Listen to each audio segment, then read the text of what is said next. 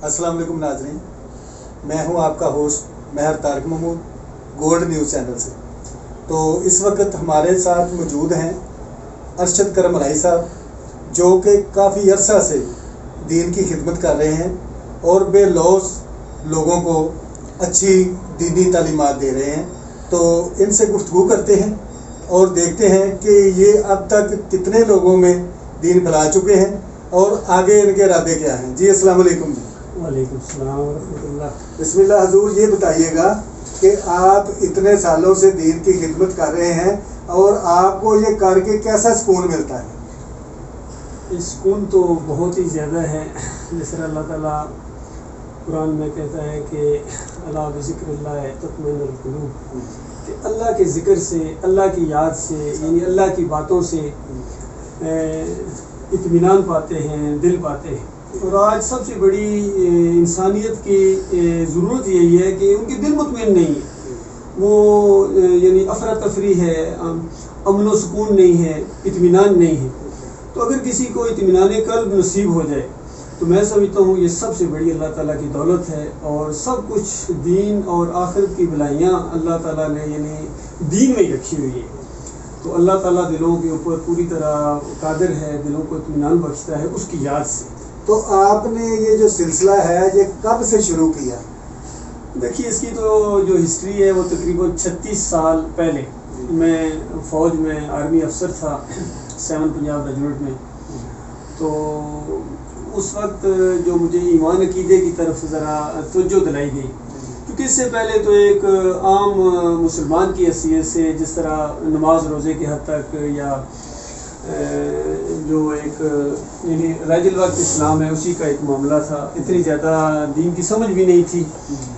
लेकिन जब कुरान का मुताला किया और तवज्जो दिलाई गई कि अल्लाह ताला तो ये कहता है कि व अंतुमुल आलौना इन कुंतुम मोमिनीन, कि तुम्हारा सर बुलंद रहेगा, तुम हाकिम रहोगे अगर तुम मोमिन बन जाओ।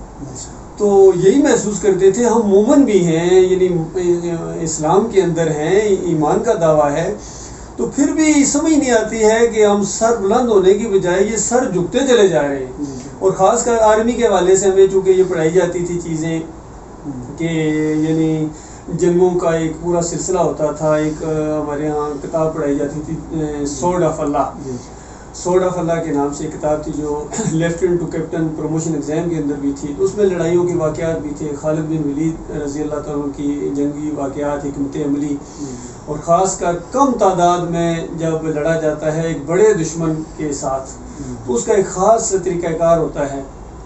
और हमें ये जब हमारे सामने थे कि 71 के अंदर इतनी बड़ी फ़ौज हमारी वहाँ यानी बांग्लादेश के अंदर कैसे फंस गई, फिर हिंदुओं के कैदी कैसे बन गए, ख़ुद मेरा भाई वहाँ कैदी बने थे, तो एक बड़ी अटैचमेंट थी उन दिनों के अंदर, यानी ये मामला था। तो यानी ब्रीफिंग भी मिलती थी कि उसकी ये वजूहात थी, उसकी ये वजूहात थी, तो किसी अंदाज से यानी दिल मुतमईन नहीं होता था कि आखिर क्यों भाई, आखिर हमारी फ़ौज ने क्यों हथियार फेंक दी। वजह, मुसलमान तो कभी हथियार नहीं फेंकता है, मुसलमान कभी गुलाम नहीं रहता है। तो ये चीज़ें यानी दिल में एक वो बेतमीनानी सी पैदा करती थी। लेकिन जब ईमान अकीदे की बात असल सामने आई कि देखो कुरान का ये जो वायदा है कि तुम्हारे सर बुलंद होंगे, ये मशरूत वायदा है, आम वायदा नहीं है, शर्त के साथ है, इन कुंतुम मोमिनीन, अगर तुम मोमिन बन जाओ। तो अब पता चला है कि अल्लाह का वादा बिल्कुल सच्चा है, अल्लाह की बात झूठी नहीं हो सकती, कमी कोताही कहीं हमारी तरफ से है, मोमिन बनने के अंदर या हमारे ईमान के अंदर कहीं ना कहीं ज़रूर खराबी है। अच्छा, आजकल आपने देखा कि थोड़ा सा ना उनके मुसलमान में थोड़ी सी बेचैनी सी, बेबसी सी पाई जाती है। जी। इसको आप कैसे देखते हैं, ये कैसे ठीक होगा? असल में ये जो कमज़ोरी इनके अंदर आएगी है और बेबसी और हर तरफ अफरा तफरी है, ये इसको जो फ़िरकों के अंदर बांटा गया है, ये मुख्तलिफ मसलक बना लिए गए हैं, इस्लाम की ताकत को पारा पारा कर दिया गया है।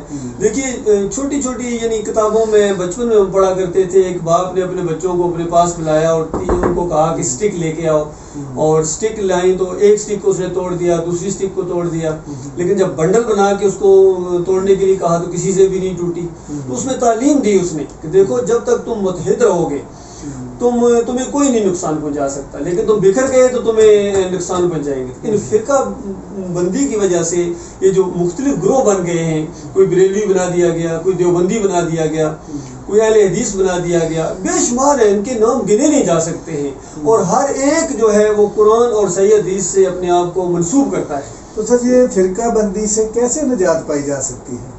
دیکھیے پھر وہی طریقہ اختیار کریں جو اللہ کے آخری رسول محمد صلی اللہ علیہ وآلہ وسلم نے کیا۔ اس سے پہلے بھی یعنی انسانیت فرقوں کے اندر بٹی ہوئی تھی، جو فرقہ جدھر تھا وہ مطمئن تھا اپنے اوپر۔ تو سارے انبیاء کی جو دعوت ہے نا وہ ایک نقطے کے اوپر ہے۔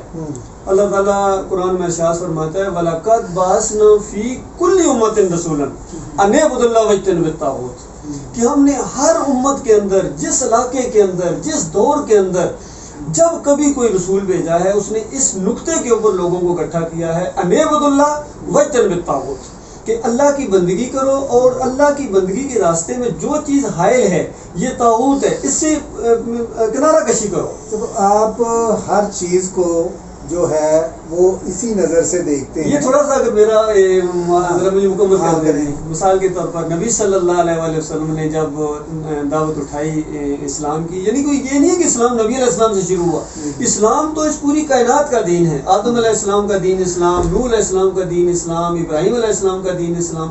جو بھی کسی نبی کی دعوت کو مانتا ہے، دعوت ایک ہے، دین ایک ہے، شریعت آگے علیحدہ ہے، تو جو بھی نبی کی دعوت کو مانتا ہے وہ مسلمان ہو جاتا ہے۔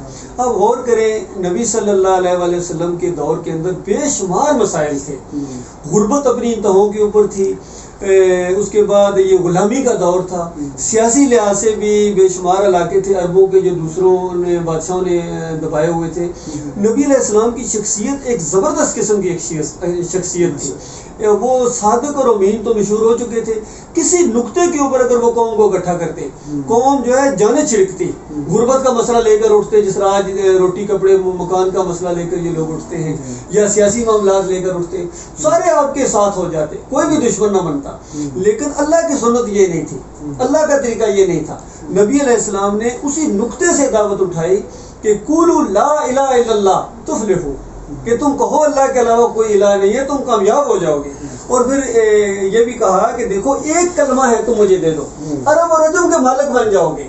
تو مخالفین کہتے تھے آپ ایک کلمے کی بات کر رہے ہیں، ہم آپ کو 10 کلمے پڑھنے کے لیے تیار، وہ بات تو بتاؤ، اس سرداری کے تو سارا چکر ہے، تو ہم ساری اتنی بڑی سرداری عرب اور عجم کی بتاؤ۔ نبی علیہ السلام کہتے نہیں، تم 10 کو چھوڑو، ایک مان لو، اور ایک کیا ہے، بل قولوا لا الہ الا اللہ، کہو اللہ کے علاوہ کوئی معبود نہیں، یعنی اللہ کے علاوہ کوئی پوجا پاٹ کے لائق نہیں ہے، اللہ کے علاوہ کوئی رکوع اور سجدے کے لائق نہیں ہے، اللہ کے علاوہ کوئی نظر و نیاز کے لائق نہیں ہے، اللہ کے علاوہ کوئی داتا دستگیر مشکل کشا اور حاجت روا نہیں ہے، کوئی رکوع اور سجدے کے لائق نہیں ہے۔ اس نقطے پر اکٹھے ہو جاؤ، یہ کلمہ ہے، اور محمد رسول اللہ محمد صلی اللہ علیہ وآلہ وسلم اللہ کے آخری نبی ہیں، آخری رسول ہیں، انہی کی شریعت ہے بس۔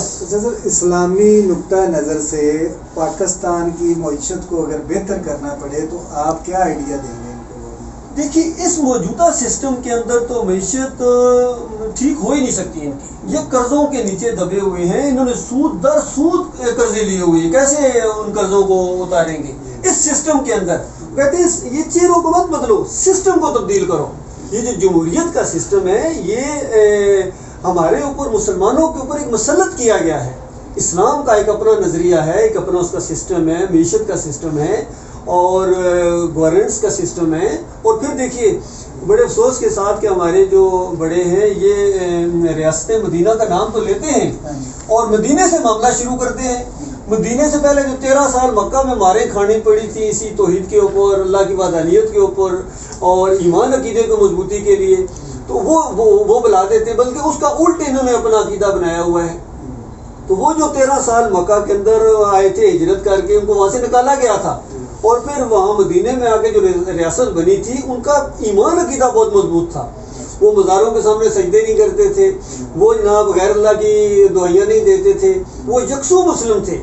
اس وجہ سے ان کی معیشت ایک دم اس طرح ٹھیک ہو گئی کہ وہ ایک تو وہ صبر کرنے والے بھی لوگ تھے، ان کو یہ بھی بتایا گیا تھا کہ وَلَنَبْلُوَنَّكُمْ بِشَيْءٍ مِّنَ الْخَوْفِ وَالْجُوعِ وَنَقْصٍ مِّنَ الْأَمْوَالِ وَالْأَنفُسِ وَالثَّمَرَاتِ وَبَشِّرِ الصَّابِرِينَ، کہ ہر طریقے سے اللہ تعالیٰ آپ کو آزمائے گا اور صبر کرنے والوں کو بشارت دے دو۔ اور اس کے بعد ایک چھوٹا سا واقعہ میں آپ کو سناتا ہوں، آپ کو یہ سمجھ آ جائے گا۔ دیکھیے عمر بن خطاب رضی اللہ تعالیٰ کے دور کے اندر جب یہ ایک قید پڑ گیا تھا، ضرورت معیشت کا معاملہ ہے، اب کیا کیا جائے؟ تو عمر بن خطاب رضی اللہ تعالیٰ نے یہ اعلان کیا کہ دیکھو یہ جو عبد الرحمن بن عوف ان کے اونٹ اور عثمان رضی اللہ عنہ کے اونٹ ہیں، یہ چراگاہوں میں جو حکومت کی چراگاہیں ہیں وہاں نہیں چل سکتے ہیں، اور باقی غریبوں کے جو اونٹ ہیں وہاں چریں گے، ان کو اللہ۔ تو کچھ لوگوں نے کہا یہ آپ نے کیا کیا، اونٹ تو سب کے اونٹ ہیں۔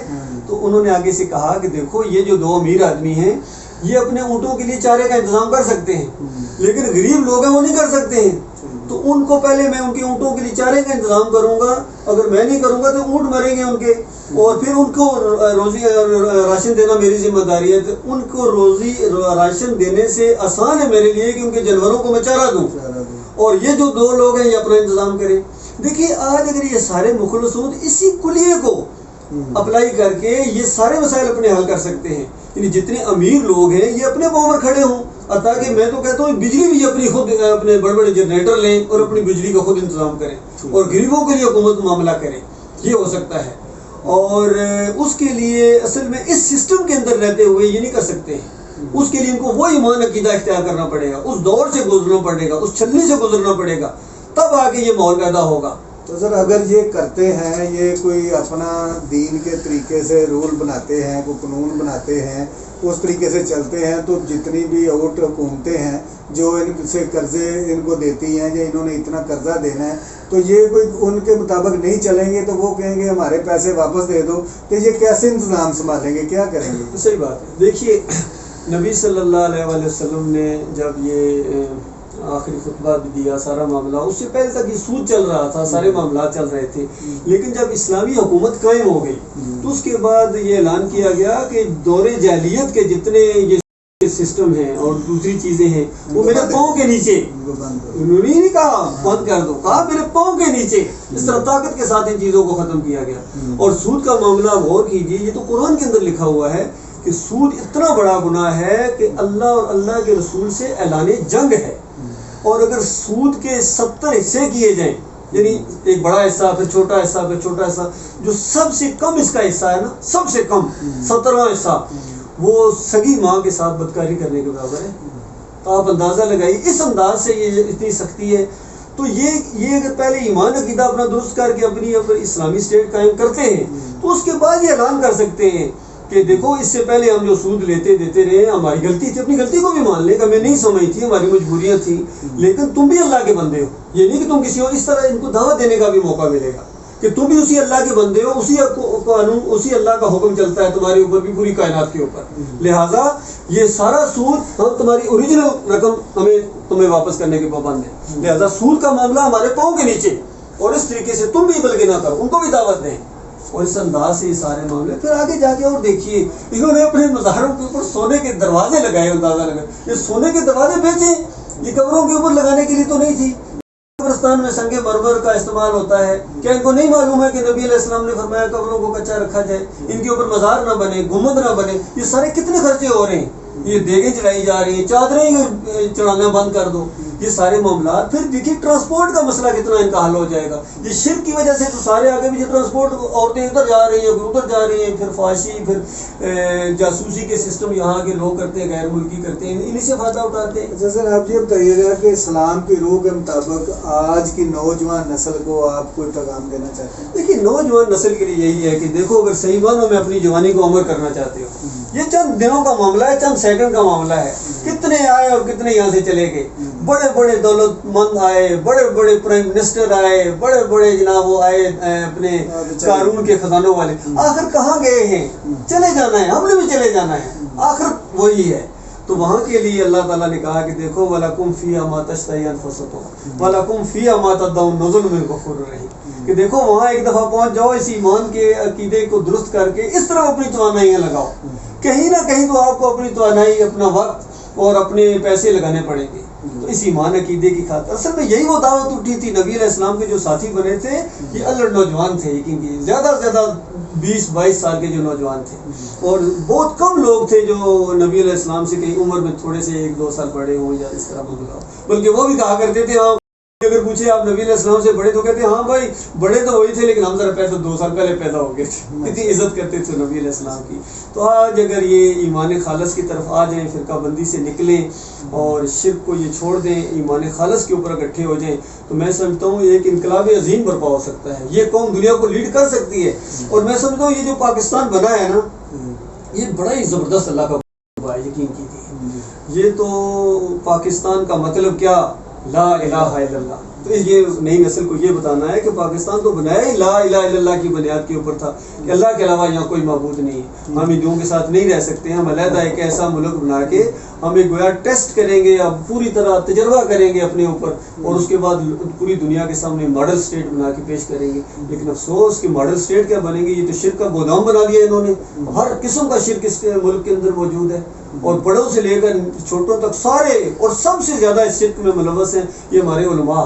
یہ جا کے قبروں کے اوپر حلوہ بانٹتے ہیں، وہاں چادریں چڑھاتے ہیں، وہاں سب کچھ کرتے ہیں، تو وہاں تو ان کی دیکھا دیکھی کرتی ہے. یہ پرابلم ہے. ایک پروگرام الگ کر دیں گے اس پہ. ناظرین، یہ تھے ارشد کرملائی صاحب جو کہ کافی عرصہ سے فوج سے نوکری کرنے کے بعد دین کی خدمت کر رہے ہیں.